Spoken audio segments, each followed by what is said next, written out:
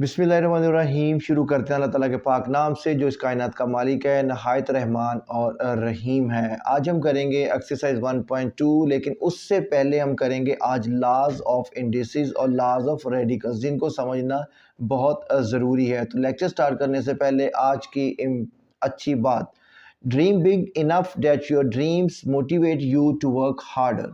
अपने ख्वाब इतने बड़े रखें कि वो आपको मेहनत करने पर मजबूर कर दें। तो लेक्चर को शेयर ज़रूर करिएगा, लाइक करिएगा और इसके साथ साथ सब्सक्राइब भी चैनल को कर दीजिएगा। स्टार्ट करते हैं आज का। जी students, today we are going to start exercise 1.2। 1.2 start करने से पहले हम कुछ लॉज ऑफ रेडिकल और लॉज ऑफ इंडिसेस ये हम देख लेते हैं, और उससे पहले हम देखते हैं कि रेडिकल एक्सप्रेशन क्या चीज़ है। So just come here, look here. If n is a positive integer greater than 1 and a is a real number, then any real number x such that x root form nth root into a is called nth root of a. And this sign, they are sign of square root. This is basically the sign of root. Square root हम क्यों बोलते हैं? क्योंकि commonly हम इनको छोटी classes में 9 square root, 25 square root बोलते हैं, इसलिए बच्चों को यही पता है कि ये स्केयर रूट का साइन है। ये बेसिकली स्केयर रूट का साइन नहीं है, ये रूट का साइन है। ये स्केयर रूट भी हो सकता है, क्यूब रूट भी हो सकता है, फोर्थ रूट भी हो सकता है, फिफ्थ रूट भी हो सकता है। तो कोई भी आसान लफ्ज़ों में आप इस तरह बोल सकते हैं, कोई भी वैल्यू अगर रूट के साथ लिखी जा रही है तो उसको हम क्या बोलेंगे? Radical expression. तो इस एक्सरसाइज में हमने यही चीज़ें सॉल्व करनी है। अब उसके बाद हम आते हैं, इसके कुछ लॉज हैं, laws of radicals and laws of indices, जो बेसिक लॉज हैं जिनको यूज़ करके हमने इन क्वेश्चंस को सॉल्व करना है। सबसे पहले छोटा छोटा सा हम उनको देख लेते हैं, उनको समझ लेते हैं, उसके बाद हम एक्सरसाइज स्टार्ट करते हैं।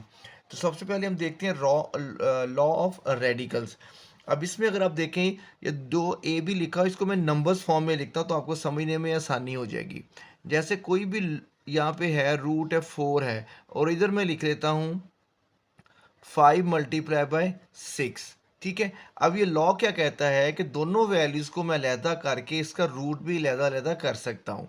मतलब इसको मैं इस तरह भी लिख सकता हूँ, 5 का फोर्थ रूट इंटू 6 का 4 रूट।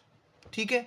यानी इस तरह भी आप इसको अलहदा-अलहदा कर सकते हैं, और इसी तरह अगर डिवाइड में है तो हम उसको अलहदा-अलहदा कर सकते हैं। अगर मैं इसको लिख लूँ 11/12, और इसको मैं लिख लेता हूँ क्यूब रूट 3 लिख लेता हूँ, तो मैं इसको अलहदा-अलहदा भी लिख सकता हूँ 11/3 root and 12/3 root.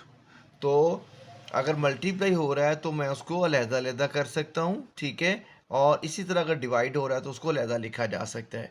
Power law की तरफ अगर हम आ जाएं, यहाँ पे मैं कोई भी वैल्यू लिख लेता हूँ मैं सपोज 99 उसकी पावर 2 है, और रूट यहाँ पे 3 है सपोज। तो इसको मैं कैसे करूँगा? अब इस लॉ के मुताबिक जो पावर है 99 की, वो ब्रैकेट के ऊपर चली जाएगी। ठीक है। अब ये रूट आपका क्या है? ये आपका रूट जो हम यूज़ करते रहे अभी अक्सर, जैसे एक स्क्वायर रूट की मैं एग्जांपल दूं, दैट इज़ 25। अब इसमें से रूट जहाँ कुछ नहीं लिखा होता वहाँ पे क्या लिखा होता है? वहाँ पे 2 लिखा होता है। ठीक है। तो 2 को हम हमेशा स्क्वायर रूट पढ़ते हैं, और जब मैं इसको रिमूव करूँगा तो इसकी पावर में क्या आ जाएगा?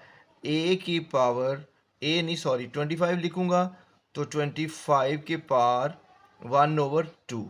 इसी तरह मेरे पास अगर कोई वैल्यू है 37 क्यूब रूट, इसको रिमूव करूंगा तो 37 की होल पावर क्या आ जाएगी? 1/3। ठीक है। ये आपके बेसिक रेडिकल्स के लॉ हैं जो हम यूज़ करेंगे। अब हम कुछ बात कर लेते हैं लॉज ऑफ इंडिसेस की। ये भी बड़े मज़े के हैं, जब हमने इंडिसेस के क्वेश्चन सॉल्व करने हैं तो हमें इनकी ज़रूरत पड़ेगी। अब इसमें देखें, डॉट का मतलब क्या होता है? मल्टीप्लाई। यानी किसी क्वेश्चन में वो डॉट लगाएंगे, किसी क्वेश्चन में वो मल्टीप्लाई का साइन लगाएंगे। तो डॉट का मतलब भी मल्टीप्लिकेशन है। अगर दो वैल्यूज़ मल्टीप्लाई हो रही हैं, यानी दोनों की बेस सेम है, तो आप उनकी पावर्स को प्लस कर देंगे। जैसे अगर हो 6 की पावर 3 मल्टीप्लाई बाय 6 की पावर 2, तो हम क्या करेंगे? हम इन दोनों को प्लस कर देंगे, दोनों पावर्स को हम प्लस करके लिख देंगे। इसी तरह एक लॉ और है, उसको देख लें पहले, फिर मैं दूसरे लॉ की बात करता हूँ। ये एक लॉ है, अगर दोनों की बेस सेम है तो और डिवाइड हो रहा है तो वो माइनस हो जाएगा। जैसे 11 की पावर 10 ओवर 11 की पावर 7 है। अब ये दोनों की बेस सेम है, तो जब इसको हम ऊपर मूव करेंगे तो इसका साइन चेंज हो जाएगा। तो क्या हो जाएगा, 11 10 माइनस 7। लेकिन इसके लिए कंडीशन क्या है कि आपकी बेस सेम होनी चाहिए। ठीक हो गया जी। अब हम इस लॉ की बात कर लेते हैं। ये वही लॉ है, यानी कि अगर मल्टीप्लाई होगा तो आप पावर्स को प्लस कर सकते हैं, अगर वो डिवाइड हो रहा होगा तो पावर्स को माइनस कर सकते हैं। लेकिन कंडीशन ये है कि आपकी बेस सेम होनी चाहिए, वैल्यूज़ सेम होनी चाहिए। अब यहाँ पे अगर कोई वैल्यू हमारे पास है, जैसे 3 है, 3 की पावर 4 एंड ओवरऑल पावर 5 है, तो क्या होगा, ये दोनों पावर्स एक दूसरे के साथ मल्टीप्लाई हो जाएगी। तो आपका आंसर क्या आ जाएगा, 3 रेज टू पावर 20। ठीक हो गया जी। यहाँ पे अगर हम देखें, हमारे पास दो वैल्यूज़ हैं, suppose 6 multiply by 9 and whole power है 11।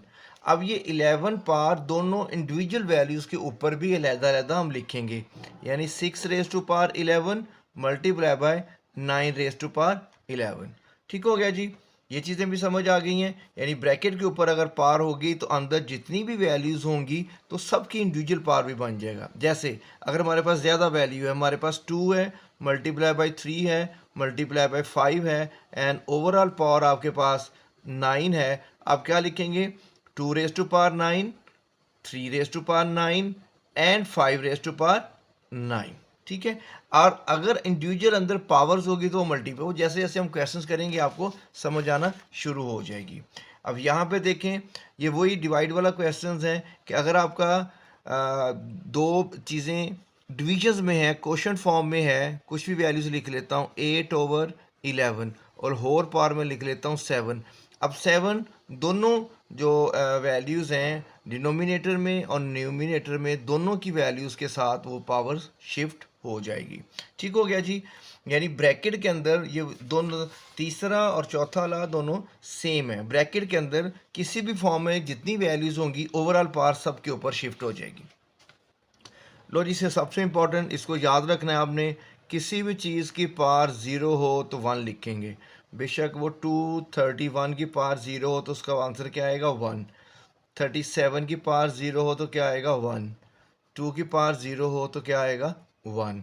और 3 की पावर 0 होगा तो 1। यानी कोई भी वैल्यू बेस में है और उसकी पावर में अगर हम 0 आ रहा है तो उसका आंसर आपका क्या आएगा, 1। ठीक हो गया जी। ये हम बात कर रहे थे लॉ ऑफ इंडिसेस और लॉ ऑफ रेडिकल्स की, ये आपको समझ आ गई होगी।